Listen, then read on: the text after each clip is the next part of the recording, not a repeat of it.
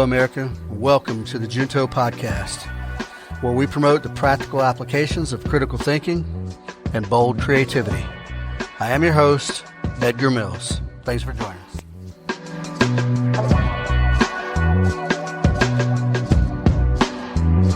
Hello, America. Welcome to episode 21 of the Junto Podcast, entitled High Trust Society. Well, the topic is High Trust Society. Speaking of High Trust Society, let me just share with you again, all the good people out there, I have undertaken a new endeavor called the Help a Homie Fund, and that is givesendgo.com/help-a-homie. And I'm doing that in order to be a high trust individual. One, I want you to trust me with your money. And two, I want to be able to distribute that money to ground level people who have an urgent need, whatever that need is. I'm going to be very discerning with that, and I'm going to enlist the aid of people wiser than I am, possibly kinder than I am, and all those things. But I just want you guys to understand that this is an ongoing campaign and truly aim to get that helpful little bit of emergency money to the people who need it most. And we're talking diapers, formula, car repair. I'm short on my rent, things like that, for people who are genuinely out there trying to keep their head above water, but it's just too much. So anyway, that was just a little shameless plug. Help a Homie Fund on Give Send Go. Please consider that. All right, today we're talking about a thing that I've mentioned this. I think I mentioned this one or two episodes ago. It just briefly, we didn't discuss it. I just said the term. Is America a high trust society? I don't know. I consider the foundation of a thriving community or even thriving relationships, even individual relationships, institutional relationships, any relationship, I believe requires trust. Yeah, it requires it. If there's no trust, the relationship is very shallow and because you can't invest in someone you don't trust. You can't invest your emotions, and you can't certainly be a business partner or romantic partner with someone that you don't trust. But we're going to expand on that in a broader sense of societal trust. Is America a high trust society? Has it ever been a high trust society? Some people argue no on that. Here's one little small example for you to think about. It's a very common sight in the Nordic countries, Sweden, Finland, Norway, Denmark, places like that, to see in the middle of the city, right, whatever the capital, major metropolitan area, people will ride their bike and leave their bikes unlocked in public spaces when they go in to a restaurant or cafe or whatnot. Now, imagine riding your bike in downtown Atlanta on Marietta Street, and you're going to run into a restaurant to grab a sandwich. It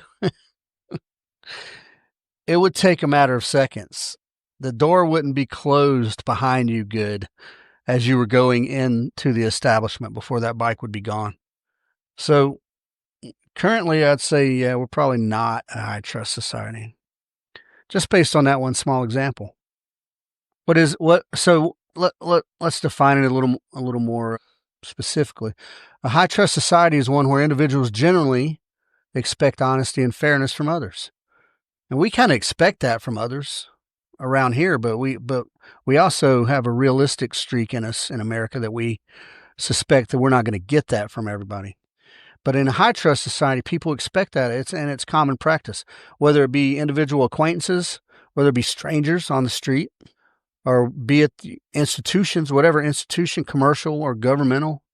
And they expect this based on sort of common moral standards and shared values, folks. Common moral standards and shared values. And this expectation encourages kind of healthy cooperation amongst the masses. And that that trust and that heavy cooperation reduces the sort of the need for constant vigilance. I'm always preaching constant vigilance. It reduces suspicion in your fellow man. And then furthermore, it reduces the need for oppressive regulation and governmental oversight in their attempt to make everyone safe and whatnot.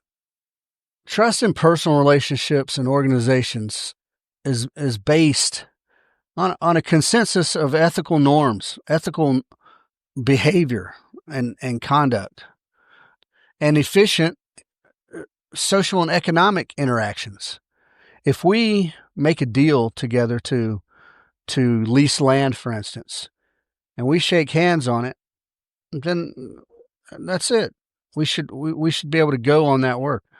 This necessarily, in a high trust society, means that there's lower crime rates. There has to be lower crime rates. Otherwise, we wouldn't be able to trust what's going on around us.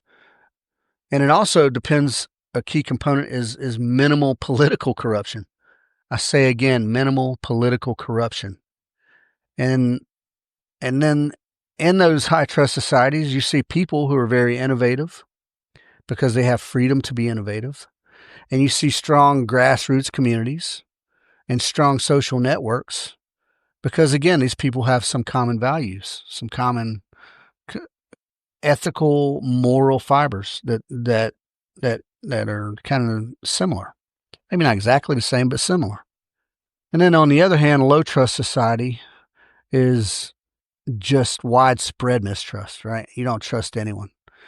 Social and economic suspicion, right? You can't even trust some of the organizations you go to. And I'll make a very small example about, auto shops who are kind of shady and overcharging you or not fixing the thing that they said they would fix and things like that. Just little stuff. Never mind the big corruption, governmental corruption. Low trust societies have, generally speaking, a lot of crime and corruption.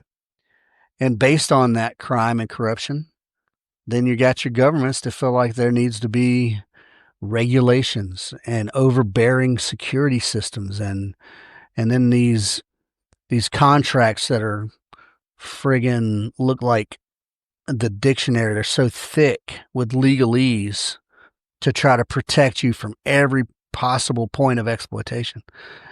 But really, the politicians are actually the ones doing the exploiting mostly. And what does that do? What does all that the need for all those detailed contracts and policies to protect you for your safety, right? That leads to massive bureaucratic inefficiencies. And we see that, folks. We just see it so often. And those things divide a nation. They stagnate progress. They kill innovation, those kind of things. That's what you get in a low trust society. Now, I've got a lot of examples of a lot of things here, and I'm not going to read them all. Folks, this topic, I posted a blog just today, and I wrote a more eloquent paper on this. But I have my notes here that I originally started with, and these are what I'm going for with the pod here. So Denmark, for instance, and I am directly comparing the Nordic countries as a group to the U.S. The public trust in Denmark, based on surveys, is at 74%. Folks, I don't know if America's ever been at 74%. To be honest with you, we've been divided since the beginning. We have been divided since the beginning. Like, even our founding fathers were at odds on whether or not we should go to war with England. So, and that's good. There's nothing wrong with that. Healthy debate. There's nothing wrong with disagreeing and having healthy debate. But honestly, I don't think we've been a high trust society since about 1794. The Whiskey Rebellion being one of the first violent protests against taxation. Yeah. If you don't know about it, look it up. 1794. So when did the Constitution get ratified? Was it 1789? So it took 5 years for the government to start just sticking it to you. And that was George Washington, folks. He led that charge. Yeah. And that was up in Pennsylvania. Yep. Because George Washington wanted to tax them booze that the boys were making up there. They wanted to tax them so they could continue to fund the army that, guess what, wasn't meant to be a standing army at all, was it? Nope. So back to Denmark. 74% public trust. Now, what does that tell us? Well, I think Denmark has fairly transparent government. I think they have fairly harmonious society.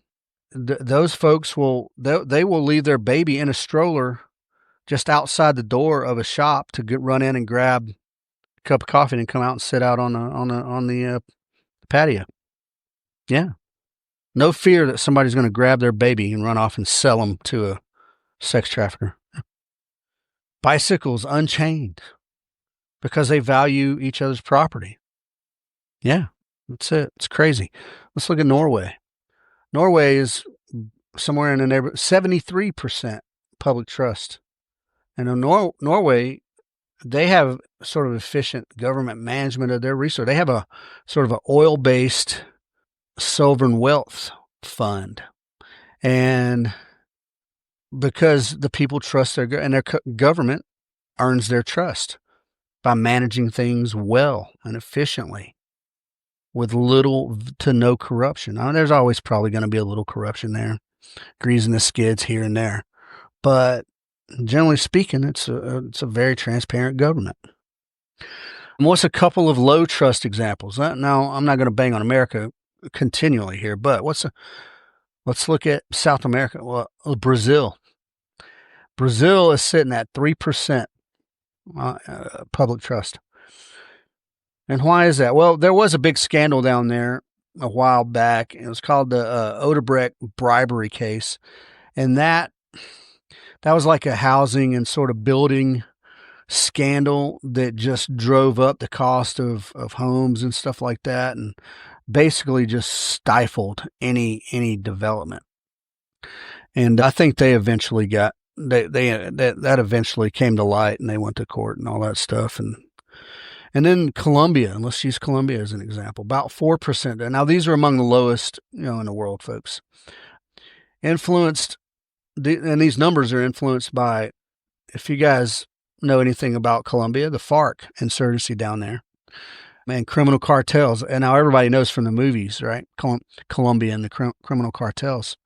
But because there's a legitimate form of government, no doubt, but that government has zero control, and arguably the cartels own most of the government. So that just fuels crime. It fuels public regular people down there are, they're suspicious of not only criminals but police. and they depend on police and military to enforce, whatever laws do exist. But you have corrupt police and military who bend the laws to their will.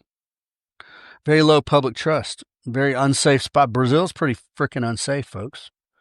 High crime, violence. Yeah, it's madness. So how, in the context of high trust environments, right? High trust societies, we are free to be critical thinkers. Yeah, we're not just in survival mode. Now we're free to think critically, to objectively analyze stuff, to assess the evidence that we see before us, and furthermore, have a fair amount of trust that the evidence before us is legitimate evidence and not false fake news or misinformation or propaganda. So this lets us form logical, well-informed conclusions, folks. High trust requires that people are critically thinking. And they're not just in it to win it. They're not just for themselves. They're not just ripping off who can be ripped off or anything like that. Open data sharing, respectful debates, collective problem solving, individual and collective problem solving without suspicion, right? Without me thinking that guy's trying to get over on me, because that just drains. Well, one, it drains your energy, right? You just, when you're in like survival mode or constant like jockeying, trying to outmaneuver someone who's supposed to be an ally, and then and that stuff crushes innovation.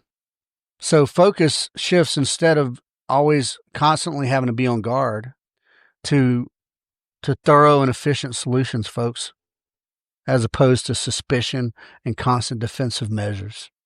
It takes a lot of energy to defend against various onslaughts of misinformation or some shyster trying to get over on you with false information and lies. High trust. Given what we know now about the pandemic, do we think that we were getting honest information from all the big agencies that we could then objectively scrutinize the information they were putting out and then verify with honest details to figure out real solutions? Do we think that happened? I don't think that happened. Or what about in the workplace, folks? And now I was with some folks yesterday, and this is an interesting sort of example. But what about in your workplace, and there's maybe outdated processes or no processes at all, or just inefficient, and now you got teams in a high trust society. Your teams can make assumptions and question assumptions directly, and the boss doesn't shut you down, right? The boss listens to what you have to say and takes it all in. That's high trust. But it's very important. This high trust also depends on that you speak honestly with each other and you cut through the noise, right? You cut through the subterfuge. Or in city plan, let's use Atlanta traffic for an example. Holy shit. That's a challenge, man. Atlanta traffic is out of control. And what's the answer? Do the things we get out of the mayor's office, do we think they're legitimate? Do we think the proposed solutions, like expanding MARTA, for instance, is that the answer? Are we getting fair debate on that?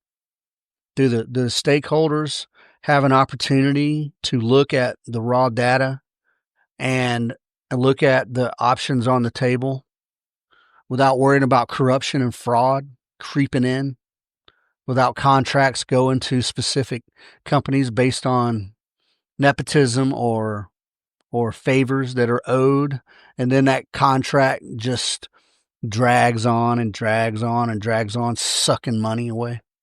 Do we think that could happen in Atlanta? Or do you think they're doing everything on the table, everything's out, open, transparent, and they're acting in good faith? Is that what you believe? No, I don't. In low trust societies, mistrust it's an obstacle to objective analysis, folks. When there's mistrust, you're clouded. Your clear thinking becomes clouded. And then self-interested people, self-interested organizations that aren't concerned about everyone's well-being, just theirs, then they start trying to maneuver on the other factions, the weaker in their eyes, probably the unconnected, factions, right? The people who don't have quite as much pocket change, quite as much clout. So they start getting maneuvered on by these big monsters. And that's low trust. That's not just business, folks. That's not just business. That's shady, and it creates low trust. That's what it does.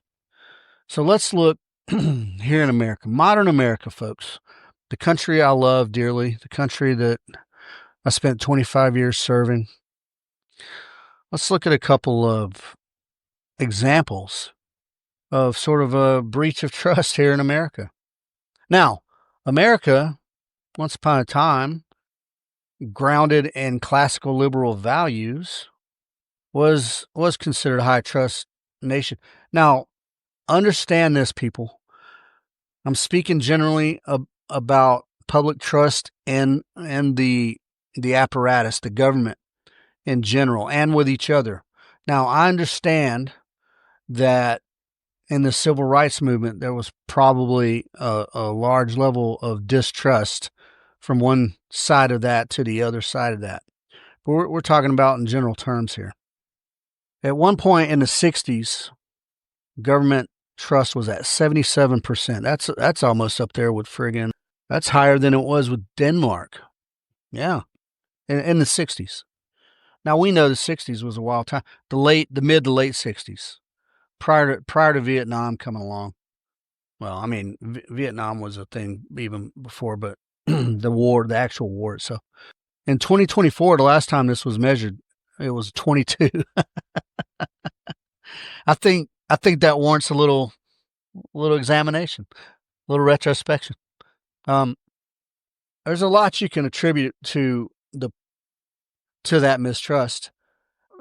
The proliferation of information, right, wrong or otherwise, the information is all out there now. So depending on what side you come down on, depending on which fringe that you're a part of, all the other information looks like misinformation. Yeah. Depending on which fringe you're a part of, all the other information looks like misinformation or looks like indoctrination. But if we can get to the truth and the more correct objectively true information that we learn, and then the more we can trust, we can figure out who to put our trust in. But now let's look at some examples of the government of the United States of America. And first, I'll hit a big one first, right? I'm going to swing straight for the fences right away. Many of you probably have heard of MKUltra, Project MKUltra. Now, all my research says that went on from 1953 to about 1973. 20 years that went on.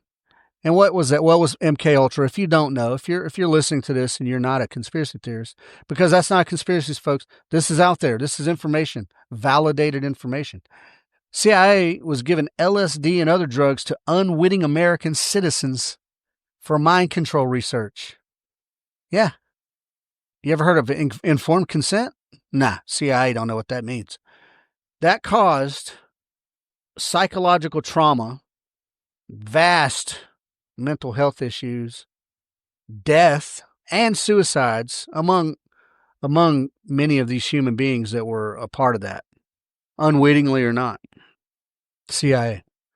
What's next? What's next on the list? And look, folks, I'm an American. I'm a patriot. I love America. I'm not just trying to run her down. I'm just throwing it out there on the table, right? What has the government done before? And knowing that, does that inform us on what we think the government may or may not be doing today? From 1940s into the 1970s. Now, the research on this is less specific on start-stop points, right? This wasn't just a single project. They injected plutonium and exposed patients to radiation without consent to do what? Just to see the effects. What would happen? People got cancer. People got organ damage. People died. Yeah, let's back up to Vietnam. And you guys have heard of Agent Orange, right? Chemical or biological warfare they were using over there. Our own boys were coming back, dying of cancer. VA was denying treatment, not acknowledging that. Yeah. Let's go back to 1950. U.S. Navy, Operation Sea Spray. Now, check this out. They released bacteria over San Francisco to simulate biological warfare. People got sick. People got pneumonia-like illnesses. And a few died. There wasn't mass deaths on that. That was a smaller sort of experience. But a lot of people got like pneumonia, like, a COVID-like, a pneumonia-like, a flu-like symptoms from that. Yeah, bacteria over San Francisco. To what? I guess in 1950, right? They were obviously fighting the Red Scare back then. That was Cold War, just a little after World War II. Not yet. I don't think not yet involved in Korea, maybe. I guess they were going to see what the effects if somebody tried biological warfare on us on the West Coast, I guess. 1950s to the 1970s, this was a U.S. government-funded project called Willowbrook Hepatitis Studies. They deliberately infected disabled children with hepatitis so that they could do vaccine research. Ends justify the means, right? That's the communist way. That's the leftist way. Oh, well, these poor children are disabled anyway. Let's give them hepatitis and then see which vaccines work and which don't. How are we going to find out they don't work? Yeah. These kids got liver damage. They got sick. They suffered from all kind of bizarre shit due to that. Willowbrook Hepatitis Studies. All right, that's just some weird chemically, stuff. What else? Well, we still, to this day, there's contested results around the 2020 elections. They've been disputed on both sides of the aisle. There's compelling arguments on both of those. People who participated in January 6th rallies there, some of them are still in jail, by the way. One of the weakest riots ever to have existed, right? And there's looting and riots going on for every other thing, but this January 6th thing, oh, well, it was the Capitol. Well, the only person that died during that was former Air Force lady who got shot by Capitol Police. And she was unarmed, by the way. There wasn't even contention whether or not she was unarmed. Yeah. And then like campaign finance stuff. Yeah. Citizens United versus FEC, which basically allowed for unlimited independent expenditures by corporations and unions to give to candidates. Well, what does that mean? That just means the wealthy have more buying power on the politicians. That's what that means. So that just created deeper and deeper and deeper partisan divisions, folks, and just erodes confidence in our institution. And I'll stand by it that the institution, the foundation of the institution is rock solid. What about healthcare? Well, what about inflated insurance billing? In what world, in what universe does like a baby aspirin cost, $1,000? So there's mass fraud in the medical industry and the pharmaceutical industry. Or then these pharmaceutical companies simply, downplaying or outright lying about risks of their product. Purdue Pharma downplayed the OxyContin's addiction risk, right? And then just a whole generation was addicted to OxyContin, just further exacerbating the opioid problem. There was 500,000 opioid deaths since over the last 20 years. And then the whole COVID-19 situation. I don't even want to belabor that too much. What's another notable one in the healthcare? Does anybody remember the Tuskegee syphilis study? Now, this was the U.S. Public Health Service at the time. And this went on, folks, 40 years. 1932 to 1972. And Tuskegee, they withheld penicillin from black men with syphilis to observe the progression of the disease. And what did this lead to? Well, any disease that goes unchecked just leads to other complications, undue suffering. You can infect other people for sure.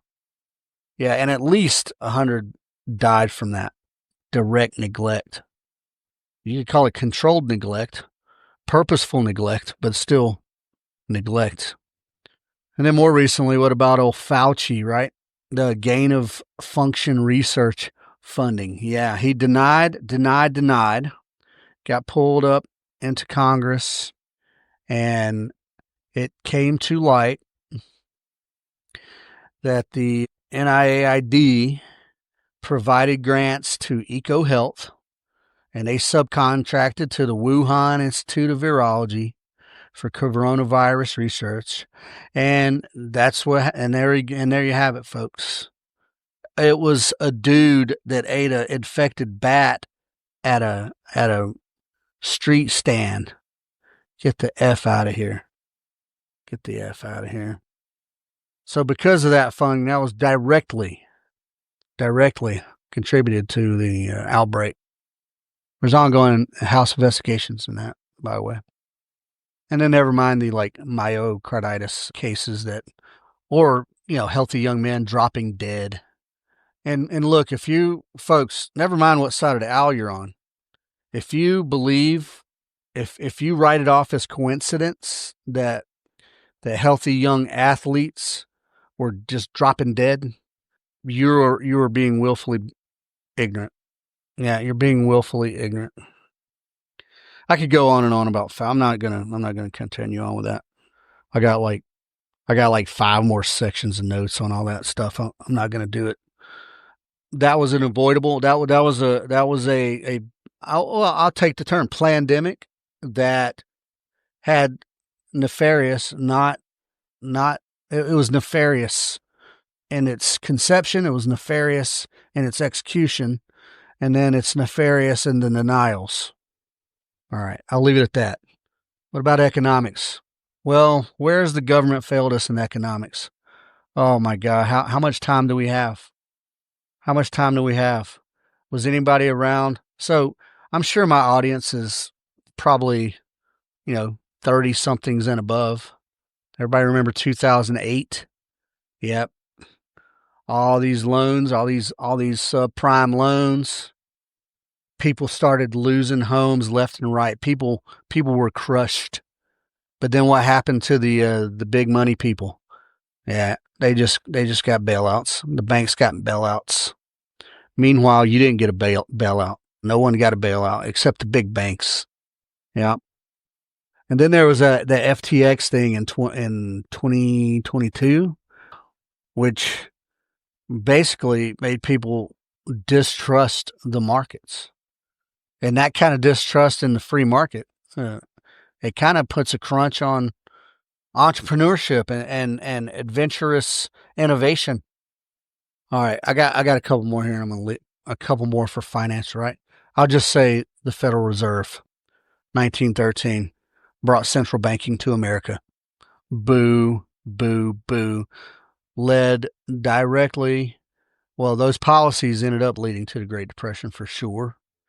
The value of the dollar since the inception of the Federal Reserve, good people, has dropped 96%. The value of the dollar has dropped 96%. Now, is that strictly the Fed? Well, yeah, I'll say it is. But also, it's because FDR, yeah, we all remember President Franklin Delano Roosevelt, right? In 1933, started stealing everybody's gold. Nobody could hold gold. Physical coin, physical gold, even gold certificates. They all had to give them up to the Federal Reserve at $20 per ounce. So people made, they got paid less than value on what they had. Give me your money. I'll give you something in return. And that was a literal stealing of wealth. Literal stealing of wealth. And then, okay, fuck, man. I could go on and on. I could go on and on. All right. And then real quick, the last thing I'm going to talk about when it comes to the examples of distrust is, folks, the surveillance state. The surveillance state.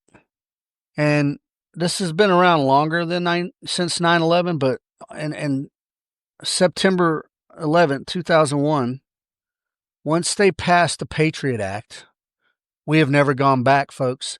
When the government takes an inch, when they ask for an inch, they take a mile. And anything that the government says is temporary is sure to be permanent. So the Patriot Act has allowed the government to spy on you and me and everybody else without no expectation of privacy whatsoever. They don't give a crap that they're infringing on your privacy. there's insufficient oversight for the whole thing. People wiggle around whatever little sort of superficial token rules that they had for that. They reauthorized it. I think in 2024. I think last year. Yep. And then with the integration of AI, folks, because AI is coming and it's coming fast, that's just going to amplify the issues. This facial recognition stuff is going to be the downfall of everyone, because it will be flawed. And you're going to be like, well, what about calibration? What about this? What about that? But if your face looks like some other dude's face that got caught on a crappy facial recognition capture, yeah, that's it, man. Not gonna be a while. And then next thing you know, we're gonna have the pre-crime units. Everybody remembers Minority Report or 1984 when you have thought crimes. Yep. Surveillance, AI is just gonna speed that up. And the potential there to be misused by law enforcement agencies is just, or to be used for disinformation. Yeah. What about deep fakes? You don't think the government does deep fakes as well? All that stuff just erodes, just like a river cutting through a valley, just eventually just eating away at the banks and creating new streams all the time. All right. Holy cow. I'm sorry for this. Now I'm going to go into I'm going to do a direct comparison from the Nordic countries to the U.S. So let's look at demographics, folks. Demographics. The Nordic countries have homogenous populations, and that's just the facts of the matter. All the people there, I mean, the vast majority, they have similar backgrounds. They have similar cultural histories, all right? They all have a familiarity with each other, which leads to predictability and consistency among the general public. Whereas in contrast to the United States, folks, we are the melting pot. Now, yeah, I know there's some European countries over there that are melting pots, right? The United States is the melting pot of the world, folks. We got people from every country on this planet. And when they come to America or when they go to Western Europe, they're not going to assimilate. They're going to bring their culture with them, right? And then so it becomes almost tribal. You got people living in America who are sometimes isolated, whether it's by design or it just happened to be that way. People gravitate toward the familiar. And then you got tribal, right? You got this group don't trust this group, or they're at least suspicious, right? Do these people believe the same thing I believe? Do they have the same values? I don't know. I can't trust a guy. And that's why you always hear me carrying on about individuality.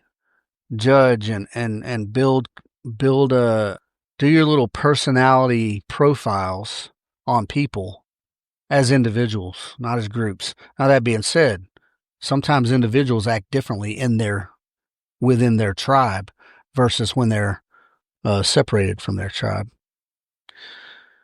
And also here's a very significant thing.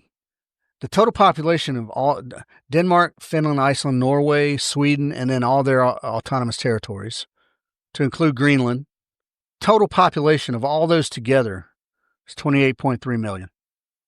As of some stats of 2025 this year, America's population, the population that we know of, right, is 341.1 million. So when it's the election cycle and we got Bernie up saying, why can't we do it like Denmark does it? Because they have such a great social welfare program or whatever. Keep in mind that Denmark just has a small piece of that 28 million. I didn't even break them down individually. That's probably somewhere around, let's just say 5 million per country if they were broke down even. 5 million people. And of those 5 million, how many work? And then probably the vast majority work, and probably the vast majority pay taxes or contribute. Whereas America has 341 million. And yeah, probably the vast majority work. But then we know that we've already said in other episodes that There is some estimations that there are somewhere in the neighborhood of 12 to 20 million illegal aliens in America. That's more than population of any one of those countries. That's twice as much as the population of any one of those countries. Yeah. So we're looking at crazy challenges here that you can't do that direct. Why can't we do socialist programs like this? That assumes a high trust society. That assumes there won't be any fraud on that welfare program. Yeah. The Nordic societies up there, there's a distinct lack of diversity, whether you like it or not. But because of that lack of diversity, they have a strong sort of alignment of ethical values, moral standards, behavioral, social behavioral norms. And that includes with emphasis on work ethic and then civic duty as well. Those people feel a duty to each other, a responsibility to each other. There's people walking around the streets of America that wouldn't piss on you if you were on fire. And they have it like that, and that creates that rock solid foundation. The U.S., ever so diverse, ever so, has a broad spectrum of different morals and different values, different beliefs, different traditions that they bring with them from other countries.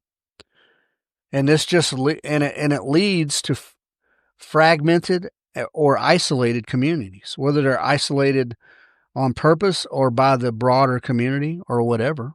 I'm not saying one's right over the other. I'm just saying familiarity seeks, it's comfortable. So you'll see, Mexicans will live in a mostly Mexican community, right? Indians live a mostly Indian community. Laotians live in mostly Laotian communities. They want to be near each other, especially if you got family and stuff like that. Yeah. And what that does, though, is that creates just vastly different interpretations of what it means to be fair or what it means to be honest. And, internationally, like a level of honesty, you would think, well, honest is honest, right? A lie is a lie, truth is true. No, man, that ain't the case. That ain't the case at all. So that's the cultural, that's how they get to their cultural cohesion. And that's how, or at least an obstacle to our cultural cohesion, folks.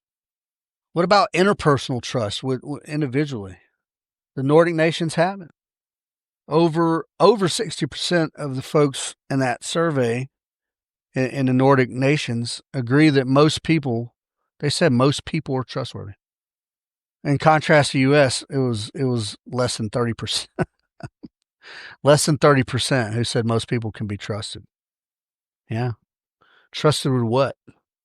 Well, how do you measure trust in somebody anyway? Yeah.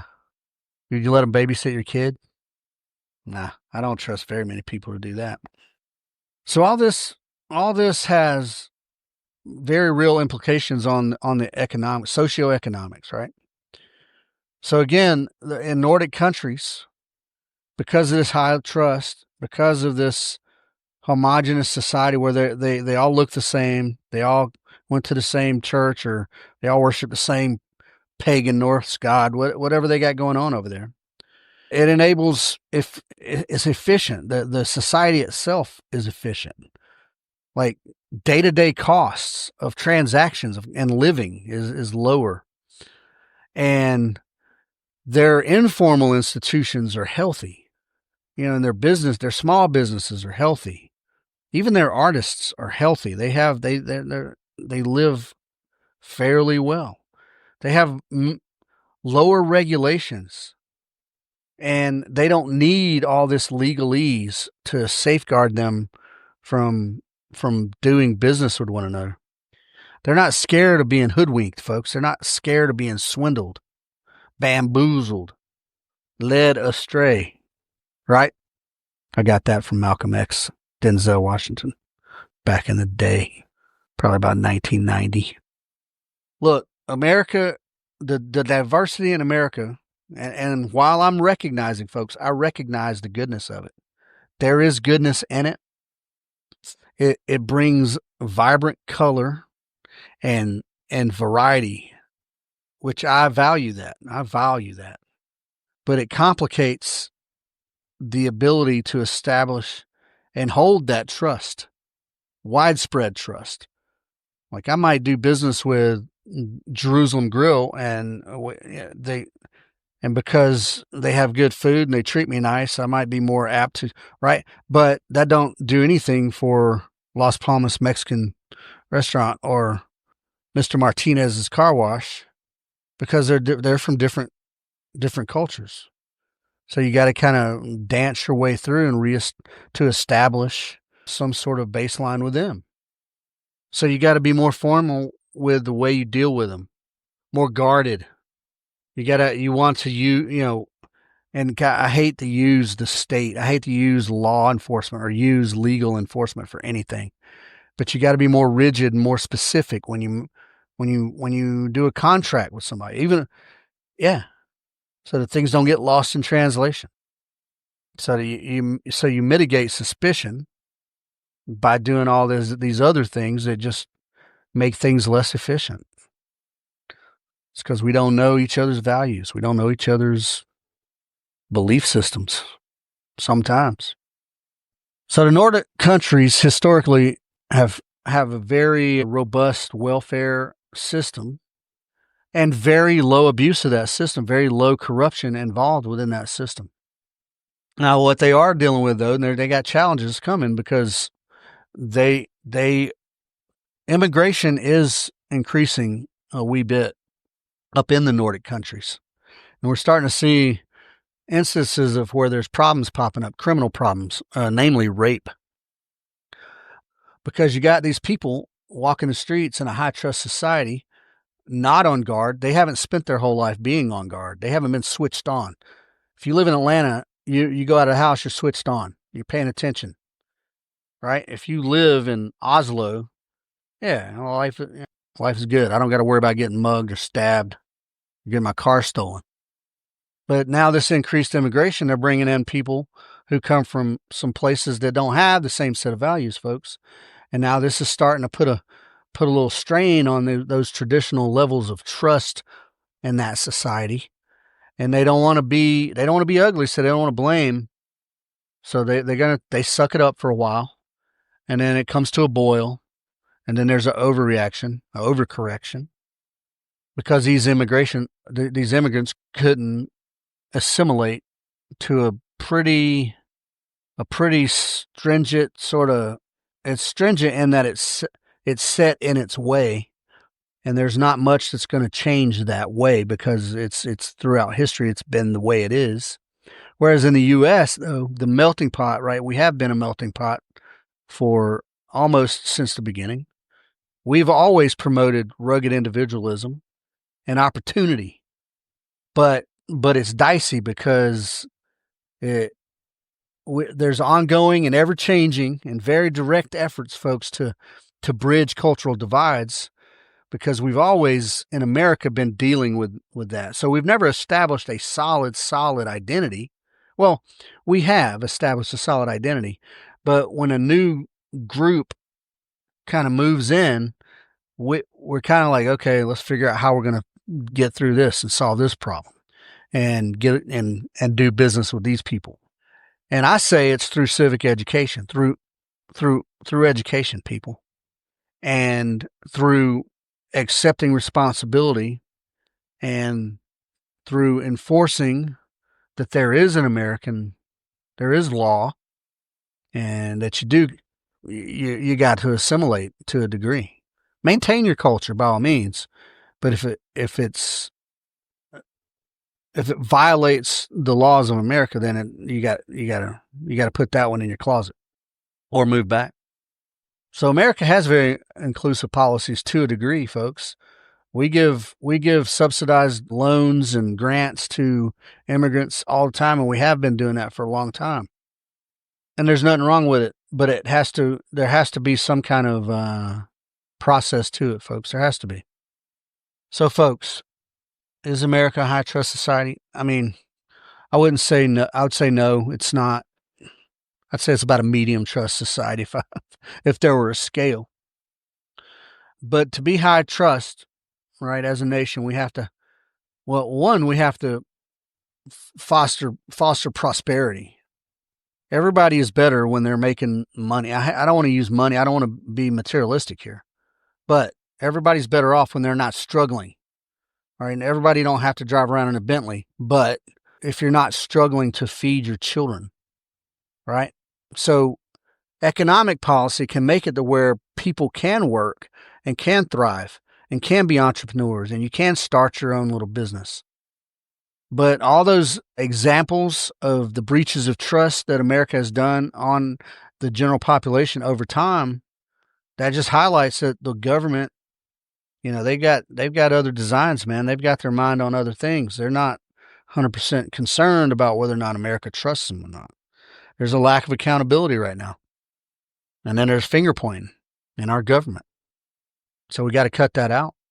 If we want to become a high trust, prosperous society, we have to take the government, Congress and Senate has to take accountability and responsibility for all the bull crap and then stop it immediately and course correct.